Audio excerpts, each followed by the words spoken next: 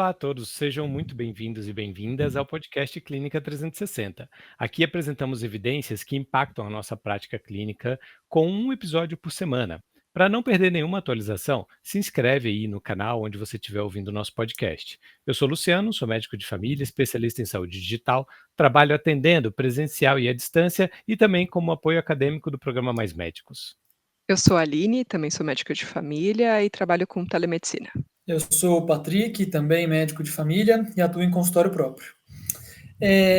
Antes de começar, a gente gostaria de lembrar que a fonte dos artigos que a gente discutir hoje vai estar disponível na descrição do canal por onde você estiver ouvindo esse podcast. Além disso, é importante falar também que o que a gente falar aqui representa apenas a nossa avaliação dos artigos que a gente lê, e não não a posição das instituições onde a gente trabalha, tá certo? A Aline hoje vai falar um pouquinho sobre prevalência de polifarmácia em idosos na Europa. O Luciano vai falar um pouquinho qual que é o impacto de exercícios para dor lombar. E eu já vou começar, então, conversando um pouquinho sobre uma revisão narrativa, o estado da arte para prevenção e triagem, screening, de câncer ovariano. Tá bom? Então, bora começar. Esse artigo que eu vou falar, ele foi publicado em 2024 no Medical Journal of Australia, no Jornal Médico da Austrália, assim. E ele tenta, então, trazer um pouquinho a revisão narrativa, né? Avaliar de diversas fontes, não é só uma coisa de RCTs. O que está acontecendo com câncer ovariano, o que a gente tem que fazer em volta disso, tá certo? Acho que um quadro importante, né? A importância de olhar para esse estudo, na minha visão, porque é um câncer bastante letal, tá? Ele tem uma letalidade, acho que dos cânceres ginecológicos, ele acaba sendo o mais letal, ele tem uma letalidade em torno de 50% a 60%. Se não é o mais letal, é um dos mais. E ele entra muito, né, assim, a gente acaba pedindo ultrassom transvaginal na rotina muito frequentemente, e uma das coisas que se imagina é que talvez isso ajude a prevenir esse tipo de câncer. E bom, não vou dar um spoiler, a gente daqui a pouco vai chegar lá, mas vou dar um spoiler, não ajuda muita coisa, tá? Então, para entender um pouquinho, foi uma revisão narrativa, eles buscaram em diversas bases de dados artigos que tinham a ver com câncer ovariano, salpingo-oforectomia para redução de risco, atraso de oforectomia, e não só, como eu falei, RCTs, né? Não eram só estudos clínicos randomizados. Buscaram um monte de coisa, caso clínico, RCTs, outras revisões, para entender o que você tem conversado em volta disso. E assim, de maneira geral, apresentando o resultado que eles trouxeram, que eu vou até falar que eu achei o estudo mais ou menos fraco, mas o resultado principal é que para mulheres que têm um risco na média, ou seja, não tem um risco aumentado por puberdade precoce, ausência de gestação, menarca tardia, histórico familiar, não existe benefício, então, se a mulher não tiver um risco aumentado, de fazer um screening, uma ultrassom transvaginal. Isso não impactou de lugar nenhum a mortalidade dessas mulheres, tá certo? De novo, nos casos em que as mulheres tinham um risco aumentado, e ele coloca um risco aumentado 5% de desenvolver esse tipo de câncer ovariano ao longo da vida, que me parece um risco bastante alto mesmo, né? Uma a cada 20 mulheres. Aí ele a sugestão deles é fazer um ultrassom transvaginal mais trimestral, então 4 vezes no ano assim também.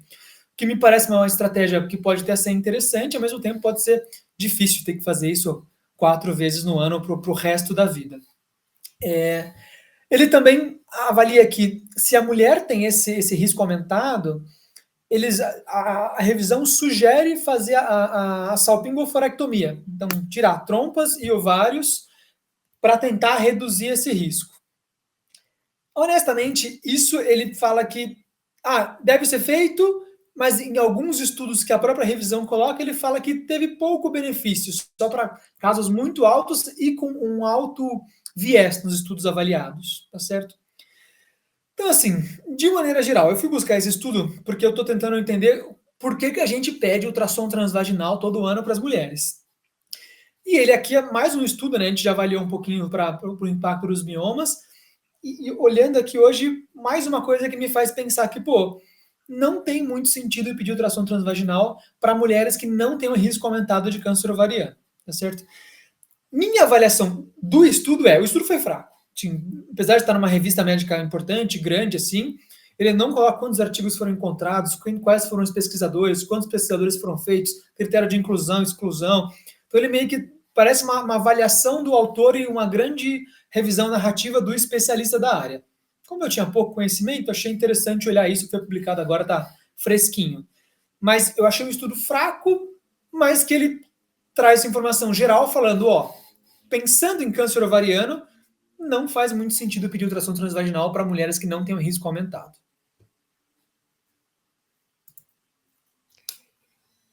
Eu não sei se isso altera um pouco a sua prática, Patrick, eu queria ouvir a sua opinião.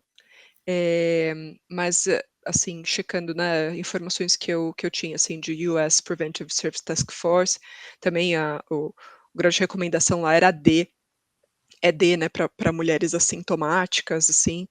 Então, eu também queria perguntar a opinião de vocês para ver de onde será que vem essa proposta, assim, vocês veem um lugar de onde vem, né, essa tendência da medicina que de solicitar esses ultrassons?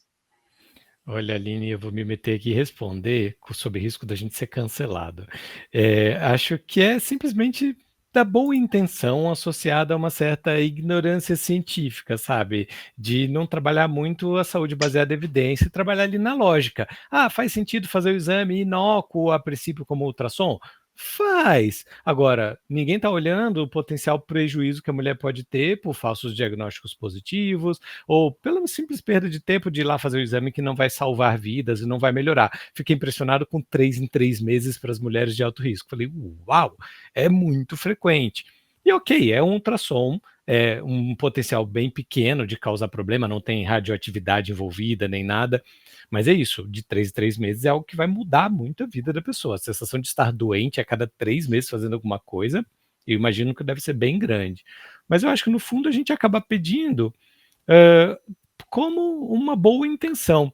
Se a gente ficasse só com ultrassom transvaginal e não ficasse pedindo ultrassom de abdômen, ultrassom de mama, ultrassom de tireoide para todos os check-ups ginecológicos, acho que eu já ia ficar bem feliz. Deixa eu só comentando em cima disso, o problema é que eu acho que pede pede todos, né? A mesma lógica do porquê a gente pede o transvaginal é pelo qual a gente pede o de tireoide, por qual pede o de mamas, por qual pede o de abdômen, por qual pede de próstata, por qual pede qualquer coisa assim, né? Tipo, acho que é isso mesmo, né, Lu? Você falou, tipo, uma ignorância científica associada a uma ilusão de que aquilo vai ter um benefício a longo prazo na saúde das mulheres, e talvez assim, sem se importar muito com, né, com o tipo de invasão, porque, bom, eu nunca fiz ultrassom transvaginal, por um motivo óbvio, mas eu consigo imaginar que deve ser uma coisa razoavelmente desconfortável. Então, acho que são essas três coisas somadas aí. Justo, eu fico pensando nisso mesmo, assim, essa recomendação, né, de a cada 3 meses para mulheres de alto risco. Assim, custo disso, né, para além de ser desconfortável, né, a gente consegue, eh, a gente consegue prevenir, né, que em quantas mulheres, né, a gente consegue tratar precocemente, acho que faltam muitos dados aí, mas acho que é uma pergunta super interessante e até, e eu acho que vai diferir, né, para quem está ouvindo a gente, que tem uma prática no serviço público e para quem está na saúde suplementar, vai ter bastante diferença, né, eu fico, eh, com curiosidade de pensar quantos ultrassons transvaginais, para investigação de rotina são feitos, por exemplo, no Canadá, são feitos na Inglaterra, né, versus quantos são feitos aqui, né, só na nossa população aí de 23%, de pacientes da saúde 23%, né, da população, na saúde suplementar. Queria ter um pouco esse comparativo, porque recentemente eu vi um dado aí totalmente out of topic aqui, mas eu vi um dado do número de ressonâncias, feitas no Canadá versus o número de ressonâncias feitas no Brasil, que era uma coisa, de 50 no Canadá faziam 54 ressonâncias por 100.000 habitantes, e no Brasil, na saúde suplementar, são 179 por 100.000 habitantes, é uma coisa 3 vezes, né? estrondosa. Enfim, fico com essa curiosidade, eu acho que é mais um brasileirismo aí. E assim, só mais uma pitada em cima dessa sugestão que eles fazem de fazer ultrassom. Eles falam, Para ser honesto, eles falam de 3 em 3 ou 4 em 4 meses, tá, Lu? Então, assim, pronto, resolvido o problema. Mas eles mesmos falam, não, a gente não sabe se vai ter um benefício na sobrevivência ou sobrevida. Então, tipo, pô, sugerem, mas nessa mesma lógica que você já falou, tipo, uma ignorância com boa vontade. Tipo, não, faz lá, deve melhorar, porque é muito agressivo, você tem uma chance alta, então a gente pega rápido. Muda. Não sabemos, mas pode testar. E aí, já me adiantando, explicando como isso impacta na minha prática, honestamente, eu já não gosto muito de ficar pedindo ultrassom transvaginal de rotina, mas a gente acaba pedindo porque isso é um pouco da cultura das pessoas, porque elas querem. O que eu acho que muda na minha prática, eu tenho mais um argumento para falar, ó, impacta pouco pedir esse exame. Você quer mesmo? Acho que eu não vou me negar a pedir, mas eu vou conseguir explicar um pouco melhor agora. Justo. Boa. Vamos para o próximo? Bora. Eu trouxe um artigo que chama a prevalência de polifarmácia em idosos europeus. É um estudo multicêntrico, e ele foi publicado esse ano no British Journal of Clinical Pharmacology. E é um estudo que o objetivo é medir a prevalência, né, de polifarmácia, descrever a prescrição de alguns medicamentos selecionados, que são conhecidos pelo uso excessivo em idosos, na atenção primária. Então, eu achei interessante porque era esse enfoque na atenção primária. Então, esse estudo é uma coorte retrospectiva, né, de vários países, foram incluídos os pacientes com 65 anos ou mais, da Bélgica, França, Alemanha, Itália, Espanha e Reino Unido, e eles utilizaram dados anonimizados, tal, e eles foram coletados de registros de médicos de família, né, de um pool de médicos de família voluntários aí nesses países, entre janeiro e dezembro de 2018, eles levantaram dados de mais de 1.300.000 pacientes. O estudo avaliou como desfecho primário a prevalência de polifarmácia, eles dividiram como número de medicamentos mais de 5 até 9 e mais de 10 classes de drogas diferentes prescritas num período de 6 meses. E o desfecho secundário que eles avaliaram era a prescrição de alguns medicamentos que sabidamente são prescritos, né, são prescrições de preocupação em idosos, que é opioides, antipsicóticos, inibidores de bomba de prótons e benzodiazepínicos. E aí, os resultados foram interessantes, eles viram que a polifarmácia em prescrições aí que envolviam 5 a 9 drogas variou de 22,8% no Reino Unido, até 58,3% na Alemanha, e mais de 10 drogas variou entre 11,3% no Reino Unido e 28,5% na Alemanha. A prescrição de opioides variou de 11,5% na França e a 27,5% na Espanha, e a de inibidores de bombas de prótons, que foi a mais alta, em alguns países, aí na Espanha, foi até quase a metade dos pacientes dessa faixa etária recebiam inibidores de bomba de prótons, ficou com 19,2% dos pacientes do Reino Unido recebendo, e 44,4% dos pacientes da Espanha recebendo inibidor de bomba de prótons. Dos benzodiazepínicos, variou de 1,3% no Reino Unido a 25% na Espanha. Então, os autores concluíram que eles encontraram uma alta prevalência de polifarmácia na população idosa, com quase a metade dos pacientes dessa faixa etária, usando mais de 5 drogas em 4 dos 6 países que eles avaliaram. E claro, pode ser necessário a gente prescrever, né, eles fazem essa ressalva, né, pode ser necessário, pode ser apropriado, né, em alguns pacientes, Mas eles ressaltam, né, que esse uso excessivo de inibidor de bomba de prótons é preocupante, né, e de benzodiazepínicos também, e que as medidas, né, esforços para gerir e melhorar a prescrição desses medicamentos é necessário. E aí eles colocam algumas limitações, porque houve a variação da coleta, dos dados, né, porque eles usaram registros, os prontuários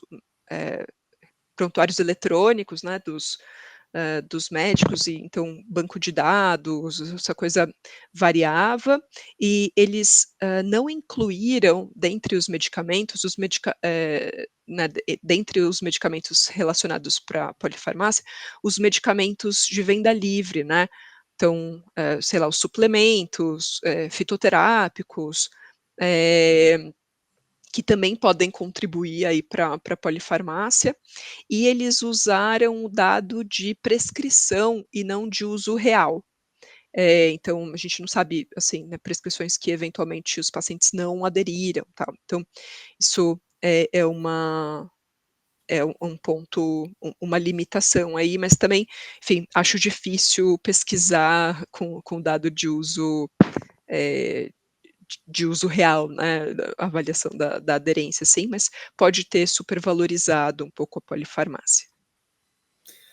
Não, então o que eu estou entendendo daqui é que se meus pais forem passar férias na Europa, onde eles têm que ir para conseguir bens ou opioide é para a Espanha, é isso? Parece que sim. E Fechou, então. Ligar para eles. e se eles quiserem usar muitos remédios, eles vão para a Alemanha. É uma boa Pô. variedade, né? Eu quero que eles deem poucos, mas bons remédios, assim, entendeu? Então só opioide e benzo.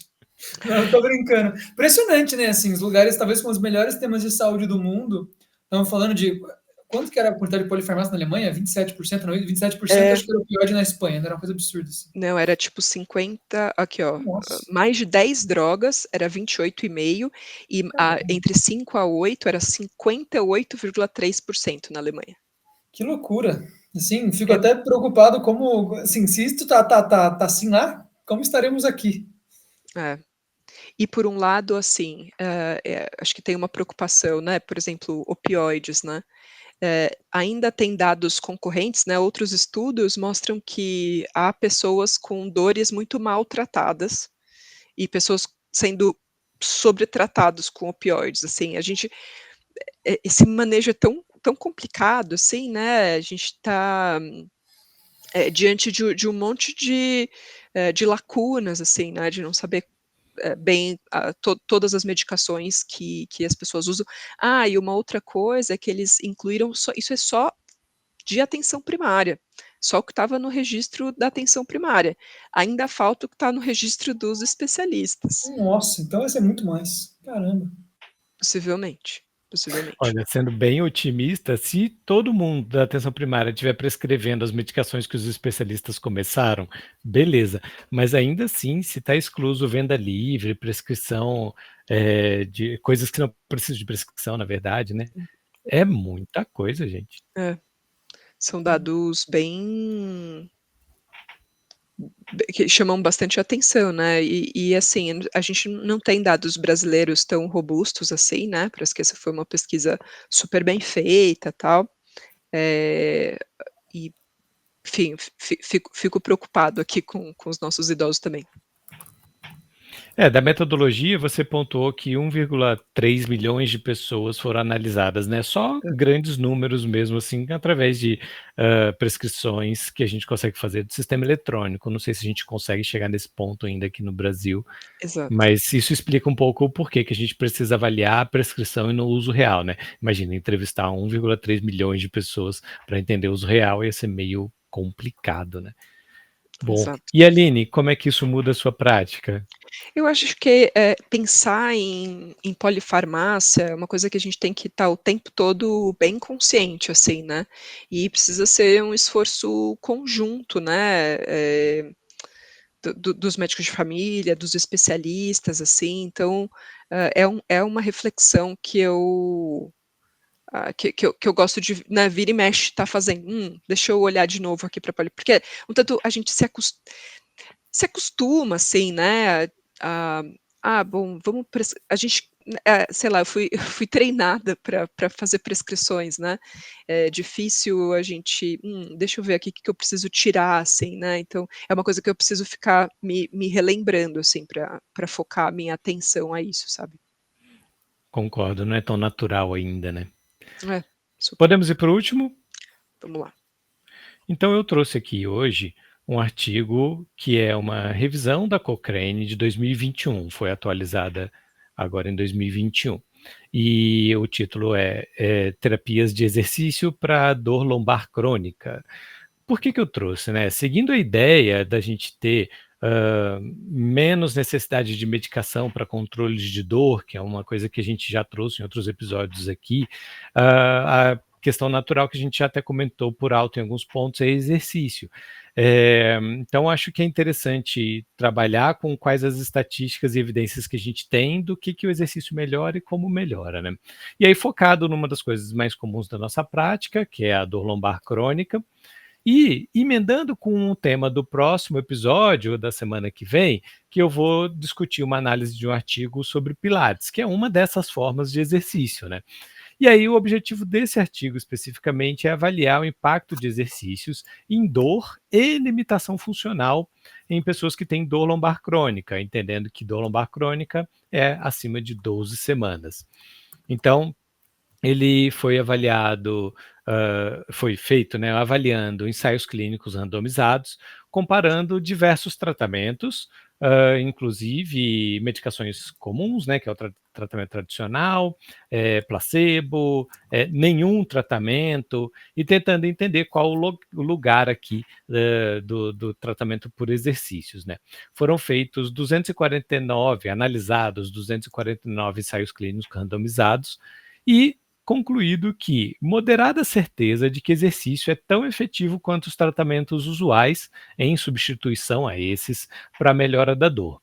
Existe evidência estatística de melhora de dor e tem uma possibilidade de até melhora de funcionalidade, né, de limitação funcional comparado a tratamentos usuais. Então, na pior das hipóteses, é tão efetivo quanto os tratamentos usuais, mas talvez seja até um pouco melhor do que tratamentos usuais, mas aí essa parte do um pouco melhor já tem uma fragilidade um pouco maior nas evidências científicas, de acordo com a revisão.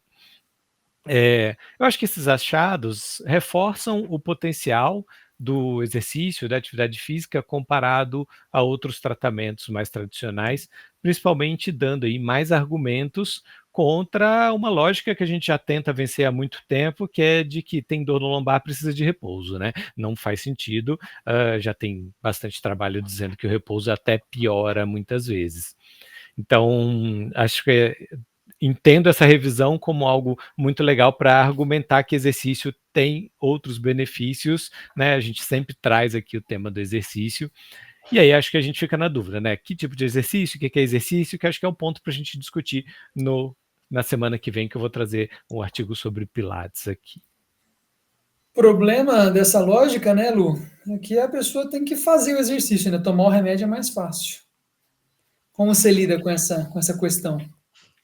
Olha, eu tenho gostado bastante de explorar as expectativas das pessoas, né? E eu gosto muito quando a pessoa já chega falando: "Ah, não queria ficar com remédio, não queria viver de remédio", que aí acho que é um motivador a mais para a gente trabalhar a atividade física.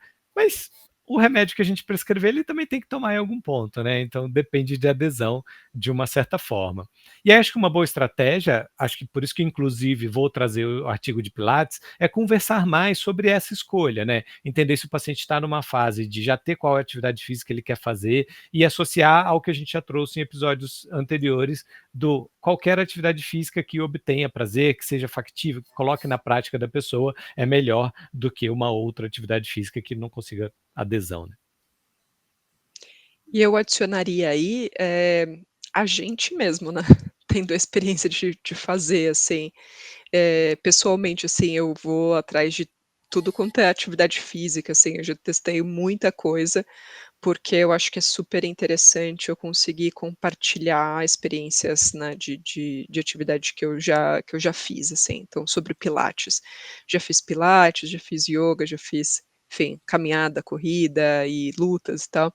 Acho que eu consigo otimizar meu convencimento ali, né, de dizer: "Olha, é legal, assim, é interessante, você passa por uma fase que é tal, vai para uma fase que é tal, você sente, né, a força mudando e tal".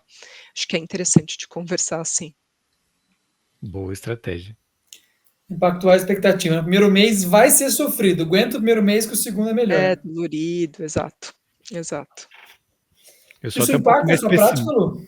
Eu sou até um pouco mais pessimista. Um primeiro mês, eu falo 2, 3 meses. Sim, impacta, para ajudar a ter mais argumentação na escolha das terapêuticas, sabe. A gente passou por um momento científico aí complicado, onde, por exemplo, paracetamol era dado para todo mundo, depois a gente começou a entender que paracetamol não resolve tanto, e aí vamos para antidepressivo. Antidepressivo não resolve para todo mundo, já trouxemos artigo aqui. Então, artigo científico dizendo que a atividade física funciona, ajuda muito nessa argumentação. Boa. Excelente. Terminamos por Menos hoje? acetilina, mais academia, é isso? Exato. Boa. Fechou, então. Obrigada, gente, até mais. Até. E um abraço.